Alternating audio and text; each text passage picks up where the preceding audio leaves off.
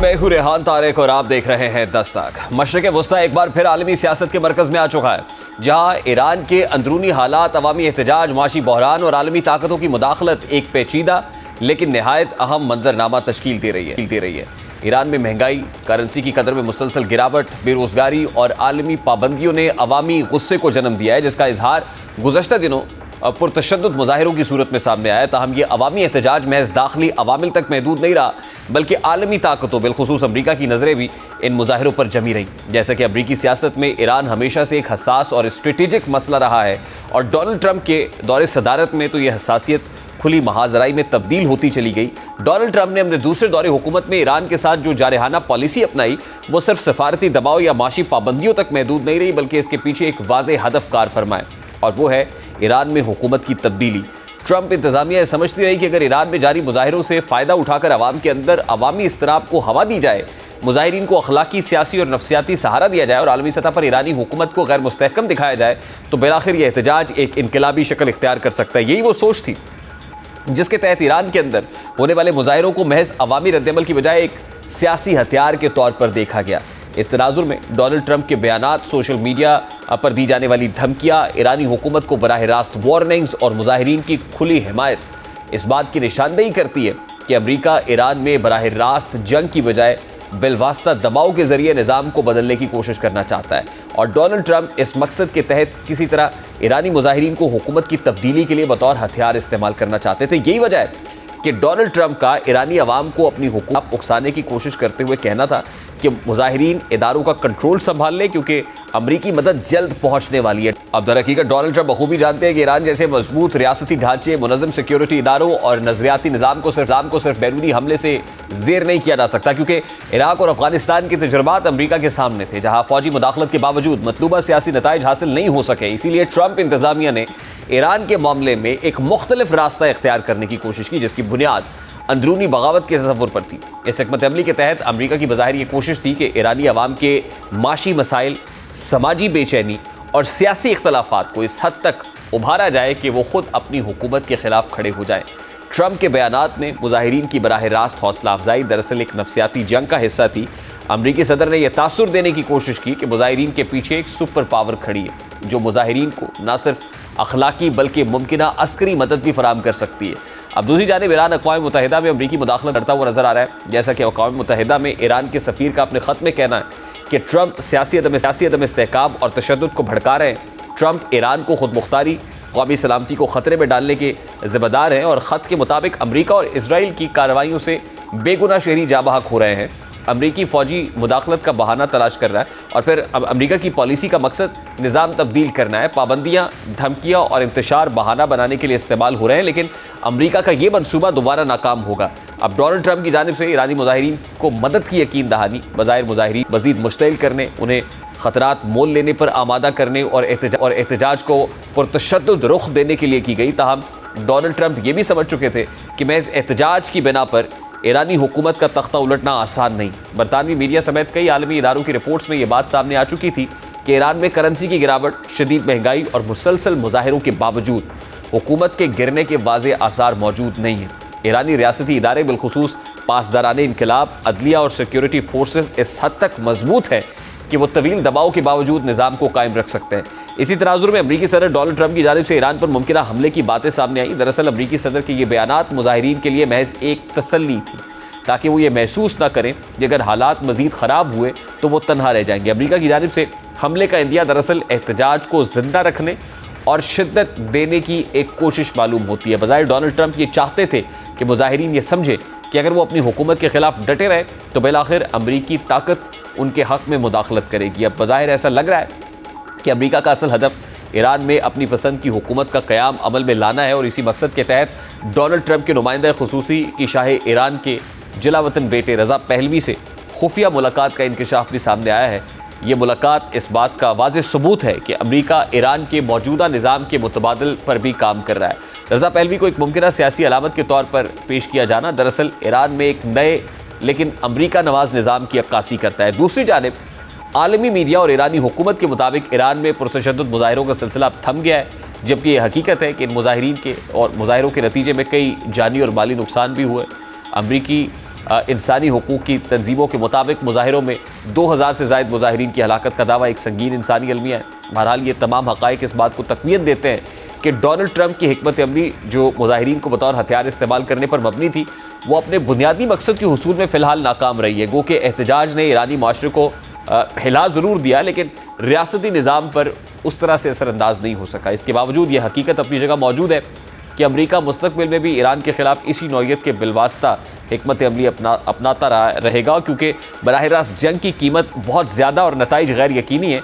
देखा जाए तो ईरान में हालिया मुजाहरे महज अवामी गुस्से का इजहार नहीं, बल्कि आलमी ताकतों बिलखुसूस अमरीका की स्ट्रेटेजिक बिसात का भी हिस्सा बनने की कोशिश रहे हैं। डोनाल्ड ट्रंप की पॉलिसी इस हकीकत की अक्कास है कि अमरीका बराह रास्त जंग की बजाय अंदरूनी अदम इस्तेहकाम को बतौर हथियार इस्तेमाल करना चाहता है, ताकि कम कीमत पर ज़्यादा सियासी फ़ायदा हासिल किया जा सके। ताहम ईरान का मजबूत रियासती ढांचा, नज़रियाती वाबस्तगी और सिक्योरिटी इदारों की गिरफ्त ने यह साबित कर दिया है कि महज एहतजाज और बैरूनी इशारों पर किसी निज़ाम का खात्मा आसान नहीं।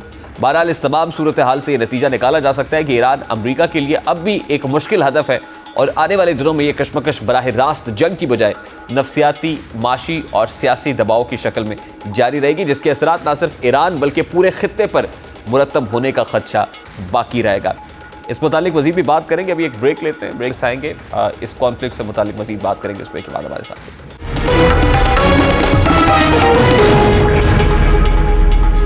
Welcome back. इस वक्त senior defence analyst brigadier retired Haris Nawaz साहब ने हमें ज्वाइन किया। अस्सलाम वालेकुम ब्रिगेडियर साहब, बहुत बहुत शुक्रिया आपके वक्त के लिए। ब्रिगेडियर साहब, प्रेसिडेंट ट्रंप की जानिब से ईरान में मुजाहिरीन को मदद की यकीन दहानी कराना, आपको लगता है कि ऐसे मौके पे जब उनको ये एहसास हुआ है कि एहतजाज जो है वो कम पड़ गया है, या जो मुजाहिरीन हैं उनके हौसले पस्त हो रहे हैं, ऐसे में कैटलिस्ट का रोल प्ले कर रहा है? दूसरी तरफ ज़ाहिर है आयतुल्लाह ख़ामनेई का स्टेटमेंट बड़ा इंपॉर्टेंट है कि अगर अटैक किया जाएगा तो हम भी उसको रिस्पॉन्ड करेंगे।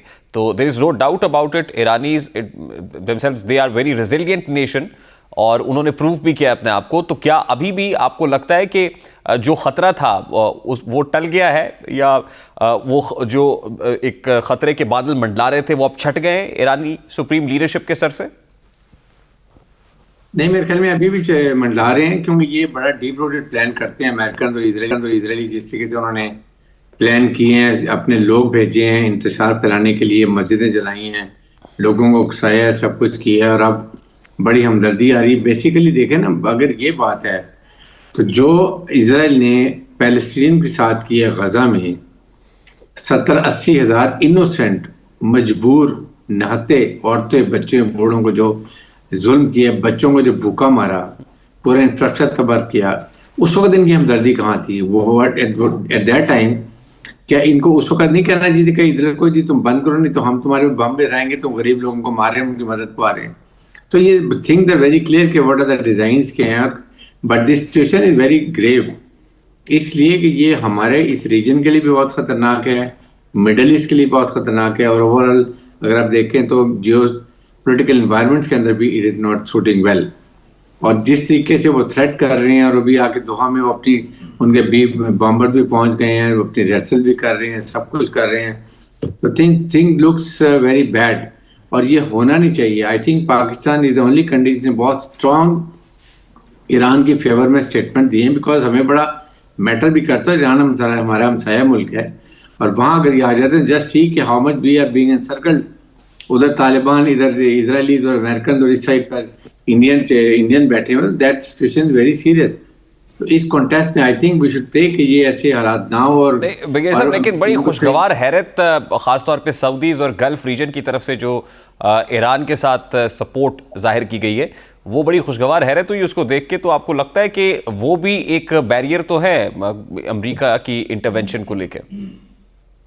देखिए, वो इनको अमेरिकन को कोई परवाह नहीं है, बिल्कुल उनको देनी चाहिए थी, बल्कि आई वुड हैव सेड से कि इसके ऊपर एक इमीडिएटली इनको अरब नेशंस का और इस्लामिक कंट्रीज का एक इजलास बुलाना चाहिए था, वहां पर स्ट्रॉन्ग स्टेटमेंट देनी चाहिए कि if this happens that what are the remedies, what all we will take action, not कि आपने कोई अटैक करना, लड़ाई करनी है, but then still you can say कि हमको ट्रेड सैंक्शन लगा सकते हैं, हम कमर्शियल फ्लाइट इजराइल की बंद कर देंगे अरब इलाकों से, हम अब्राहम अकॉर्ड को हम अभी सस्पेंड कर देंगे। So many things you could have done it.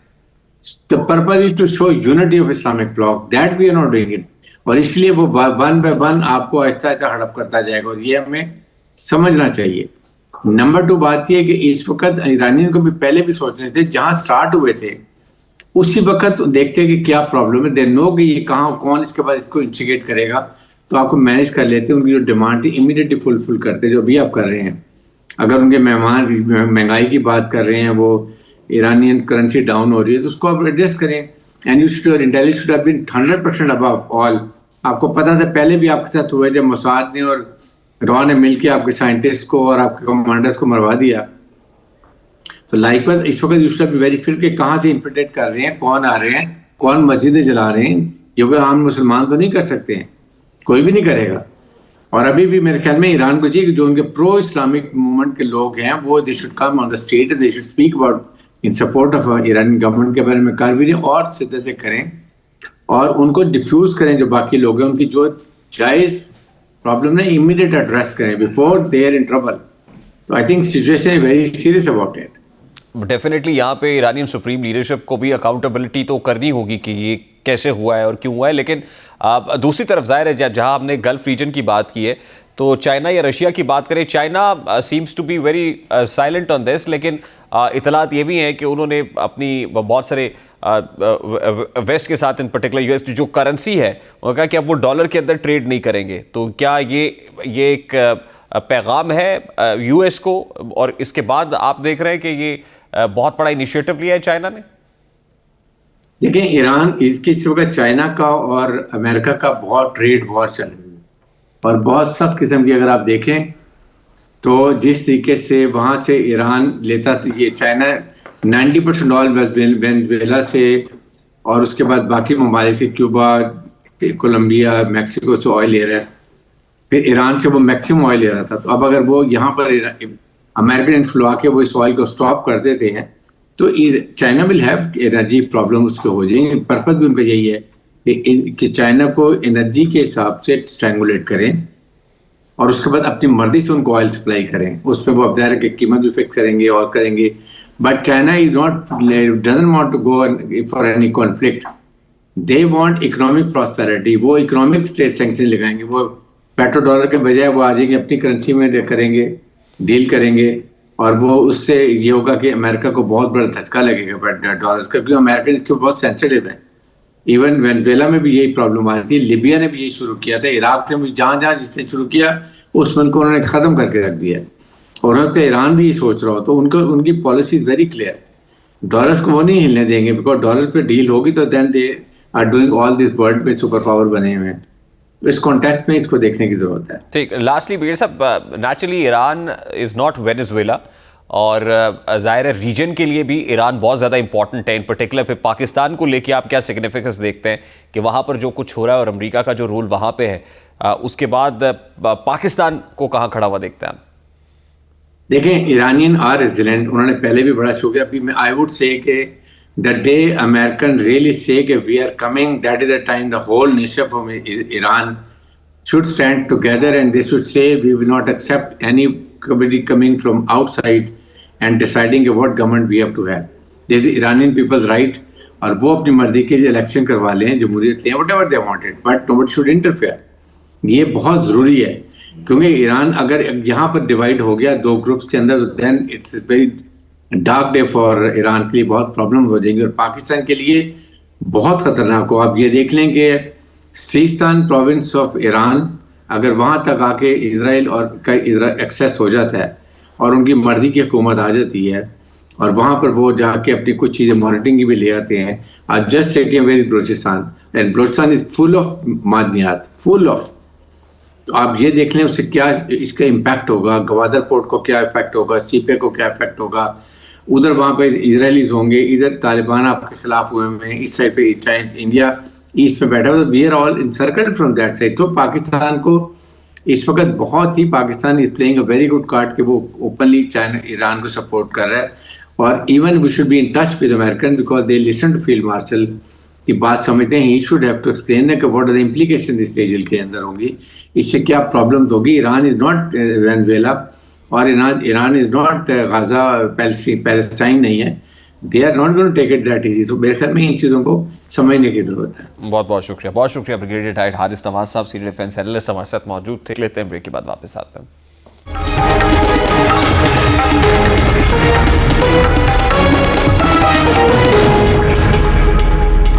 हुकूमत की जानिब से बार बार ये दावा किया जाता रहा है कि पाकिस्तान अब IMF के चुंगल से निकलने के करीब है और मईशत को अपने पांव पर खड़ा करने की राह हमवार हो रही है। सरकारी बयानात में खुद इन्हिसारी, माशी इस्तेहकाम और बैरूनी कर्जों से निजात के खुशनुमा दावे सुनने को मिलते हैं, लेकिन असल सवाल यह है कि क्या अमली तौर पर ऐसा मुमकिन भी है या महज बयानात, आदादोशुमार और वक्ती इस्तेहकाम को IMF से निजात करार दिया जा सकता है।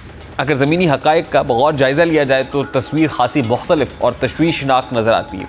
इस वक्त मुल्की मईशत टैक्स चोरी, बदउनवानी, महंगाई, तिजारती खसारे, कमज़ोर पैदावारी सलाहियत और सरमायाकारी के फुक़दान जैसे ख़तरनाक अमराज में घिरी हुई है और ऐसे में इन तमाम मसाइल की मौजूदगी में IMF से आज़ादी का ख्वाब एक नारे से ज़्यादा हैसियत नहीं रखता। मुल्की मईशत की सबसे बड़ी कमज़ोरी टैक्स निज़ाम है जो चंद तबकों तक महदूद हो चुका है। टैक्स नेट ना बढ़ने के बायस हुकूमत अपने अखराजात पूरे करने के लिए कर्ज़ों पर इन्हिसार कर रही है। दूसरी जानिब करप्शन मईशत के वजूद पर ऐसा ज़ख्म बन चुकी है जो रियासती ढांचे को अंदर से खोखला कर रहा है। सरकारी इदारों में अकरबा परवरी, कमीशन, नाकिस मनसूबाबंदी और वसाइल का ज़िया कौमी ख़जाने को मुसलसल नुकसान पहुँचा रहा है और अब तो खुद हुकूमत भी इस बात का एतराफ़ कर रही है कि सरकारी इदारों में बढ़ती हुई करप्शन और कंपनीज़ का पाकिस्तान से बाहर जाना एक संगीन मसला है। वज़ीर ख़जाना खुले अल्फाज में इस बात का इकरार कर चुके हैं कि कुछ फर्म्स और कंपनीज़ मुल्क छोड़ कर जा रही हैं, जबकि सरकारी इदारों में अरबों की करप्शन हो रही है। वज़ीर ख़जाना ने इस हवाले से क्या कहा, ज़रा उसकी एक झलक आपके सामने रखते हैं। Now there are firms who are also leaving, which is true.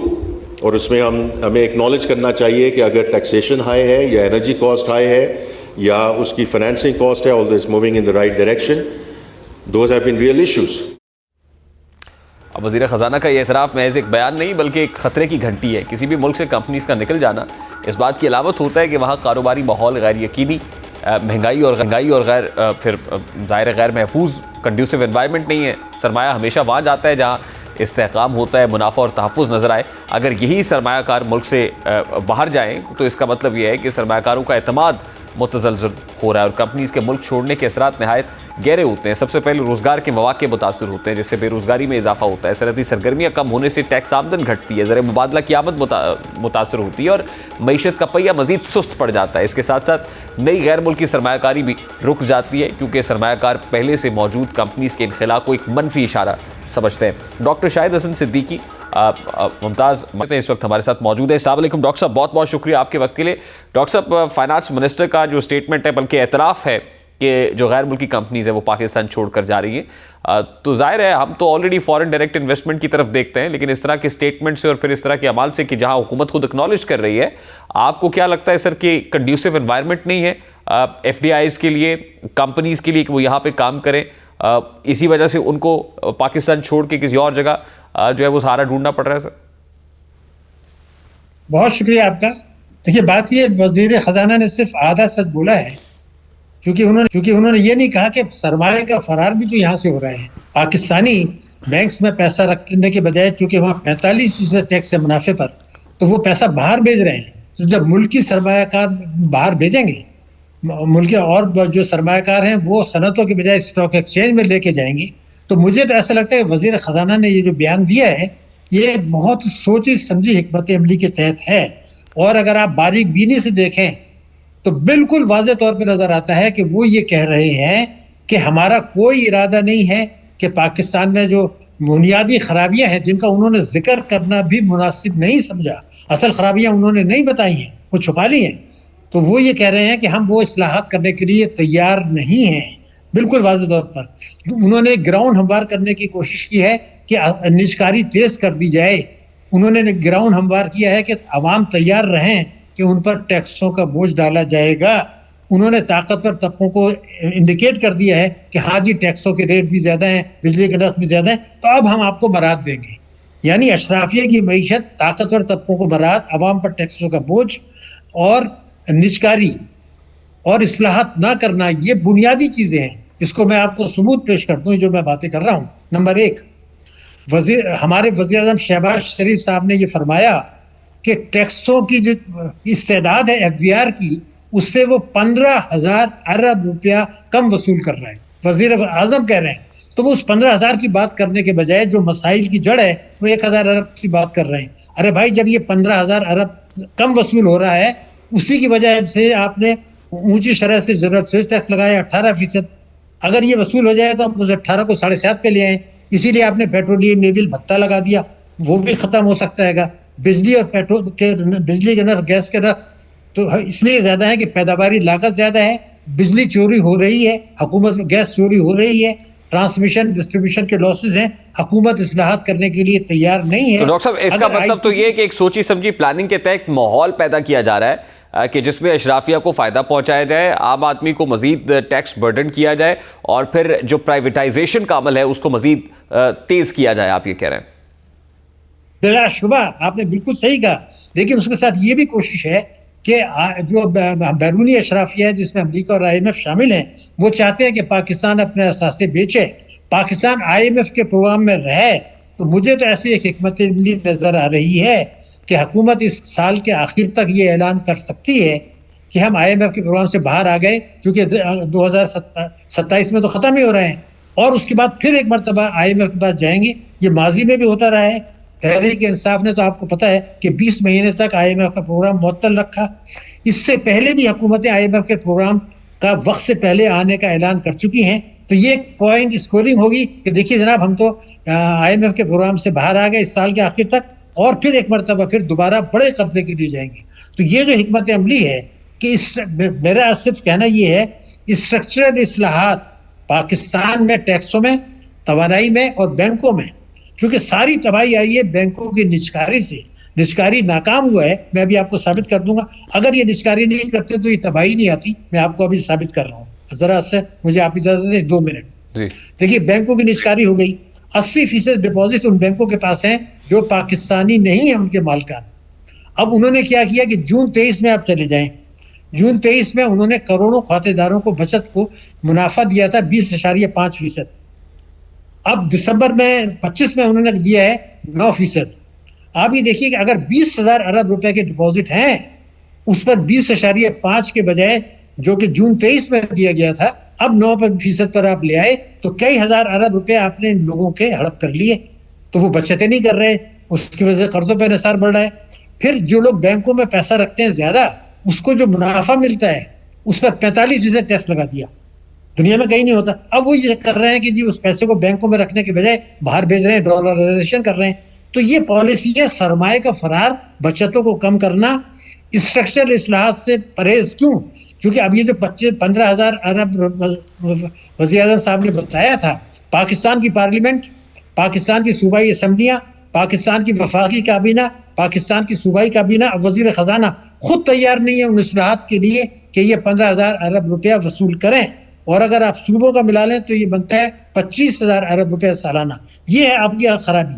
फिर तीसरी एक बड़ी और तो डॉक्टर साहब, जाहिर है IMF ये चाहेगा बतौर लेंडर के हमारी इकोनॉमी में शायद फिस्कल डिसिप्लिन भी आ जाए, कुछ स्ट्रक्चरल रिफॉर्म्स भी हम करें, लेकिन लगता ये है कि जो बात आपने पहले की कि प्राइवेटाइजेशन, और ये वन ऑफ द कंपोनेंट्स है IMF का, और वो चाहते हैं कि ये हो, तो ये करके हम अगले प्रोग्राम को, IMF प्रोग्राम को सिक्योर कर रहे हैं, जो नविश्ता राइटिंग ऑन द वॉल भी है कि हमें जाना ही पड़ेगा। एक्सटर्नल डेट बर्डन बहुत ज़्यादा है, डेट सर्विसिंग का बोझ बहुत ज़्यादा है, उसके लिए we have to be there in the IMF programme by any means. ये कौमी अलमिया होगा, अगर गए जाएंगे, बिल्कुल आप सही करें, मगर ये कौमी अलमिया इसलिए होगा कि अब न्यू ग्रेट गेम भी अमेरिका का चल रहा है, जिसमें उनके अपने मफादात हैं, जिसमें चीन को कंट्रोल करना है, CPEC को सुस्त करना है। मिनरल्स की आड़ में अमेरिकन जो हैं वो आएंगे, हम बलूचिस्तान में काम करेंगे, हमारी फौजें कुर्बानियाँ दे रही हैं, हमारी पुलिस कुर्बानियाँ दे रही है, हमारे अवाम कुर्बानियाँ दे रहे हैं, लेकिन अगर मिनरल्स के नाम पर वो पाकिस्तान आ गए, उनके अगर करते हैं तो उसका फायदा तो कई 10-20 बरस के बाद होगा। लेकिन BLA जो है, अभी रिपोर्ट जो है वो ये है कि BLA दुनिया की बड़ी दहशतगर्द तंजीम है जो बलूचिस्तान में। तहरीक तालिबान पाकिस्तान दुनिया की बड़ी दहशतगर्द तंजीम है। अब ये दोनों तंजीमें हमारी कुर्बानियां जो कौम दे रही है, फौज दे रही है, उसको ये ज़ाय कर रहे हैं भारत के साथ मिलके और अफगानिस्तान के साथ मिलके। हमें तो फंसा दिया, तो अब हम अपनी आज़ाद पॉलिसियाँ भी नहीं बना पा रहे। तो मैं ये जो बात आपको कर रहा था, एक और दूसरी बात बताने वाला हूँ कि जो बैंकों ने निष्कारी की, ये परेशानी की बात है, नींदें हराम होनी चाहिए। क्या पाकिस्तान में तमाम बैंकों ने मिला के जो कर्जे दिए हैं वो हैं 13,500 अरब रुपए। तमाम पाकिस्तान में तमाम बैंकों ने, इसमें इस्लामी बैंक भी शामिल है। लेकिन उन्होंने जो सरमायाकारी कर दी है बजट खसारे को पूरा करने के लिए, हुकूमत को दुनिया में कहीं नहीं होता, वो है 31,000 अरब रुपया। मैंने सारी दुनिया में, यूरोप में, अमेरिका में इधर बैंकिंग की है, मिडिल ईस्ट में, पाकिस्तान में, और बहुत टॉप पोजीशंस पर की है। मैंने दुनिया में कहीं नहीं देखा कि तिजारती बैंक कर्जे देने के बजाय जो है वो सरमायाकारी शुरू कर दें। ये हुकूमत इन्वॉल्व है, इसमें IMF इन्वॉल्व है, इन अदर वर्ड्स ये डॉलराइजेशन का प्रोसेस है जो बड़ी तेजी से हो रहा है। डॉक्टर साहब, I have to wind it up here sir. बहुत शुक्रिया आपके वक्त के लिए। डॉक्टर शाहिद हसन सिद्दीकी, अब मुमताज माहिर मईशत हमारे साथ मौजूद थे। Let's take a break here और ब्रेक के बाद वापस आते हैं।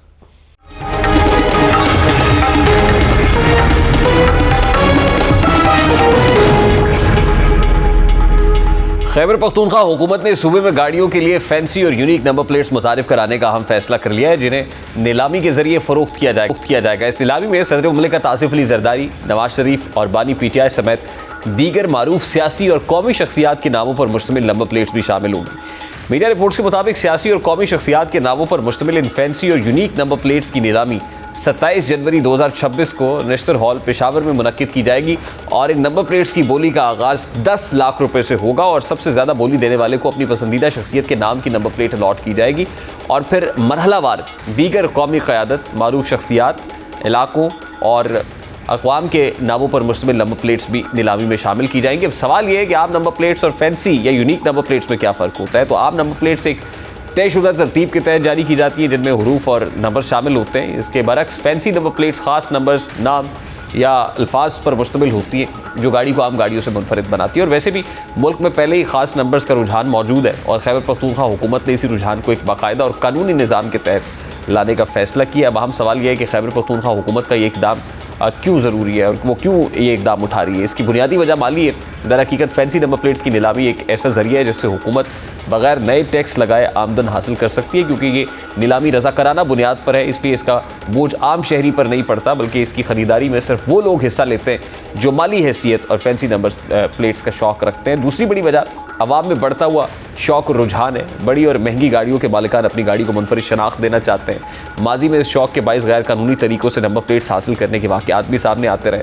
शायद यही वजह है कि हुकूमत अब इस रुझान को कानूनी शक्ल देकर ना सिर्फ नज़्म व ज़ब्त कायम करना चाहती है बल्कि गैर कानूनी सरगर्मियों की हौसला शिकनी भी करना चाहती है। और तीसरी अहम बात शफाफियत और डिजिटल निज़ाम का फ़रोग़ है। अब फैंसी नंबर प्लेट के फ़वाइद की बात की जाए तो सबसे बड़ा फ़ायदा कौमी ख़जाने को हासिल होने वाली आमदन है जो अवामी फलाही मनसूबों पर खर्च की जा सकती है। दूसरा फ़ायदा यह है कि शहरियों को कानूनी और मुस्तनद फैंसी नंबर प्लेट्स दस्तयाब होंगी। तीसरा फ़ायदा यह है कि महकमा एक्साइज़ की कारकर्दगी बेहतर होगी और जदीद तर्ज़ हुक्मरानी को फ़रोग़ मिलेगा। मुख्तसर ये कि KP हुकूमत का ये फ़ैसला अवामी शौक़ को रियासती फ़ायदे में तब्दील करने की कोशिश मालूम होती है। अगर ये अमल शफ़ाफ, मुनसिफ़ाना और मुसलसल रहा, सूबाई हुकूमत के लिए माली फ़ायदे का बाइस बनेगा बल्कि इंतज़ामी निज़ाम पर आवाम के एतमाद में भी इजाफ़ा करेगा। प्रोग्राम का वक्त अपने इख्तिताम को पहुँचा। आपसे मुलाकात होगी इंशाअल्लाह कल। अब तक रखिए ख्याल। अल्लाह हाफ़िज़।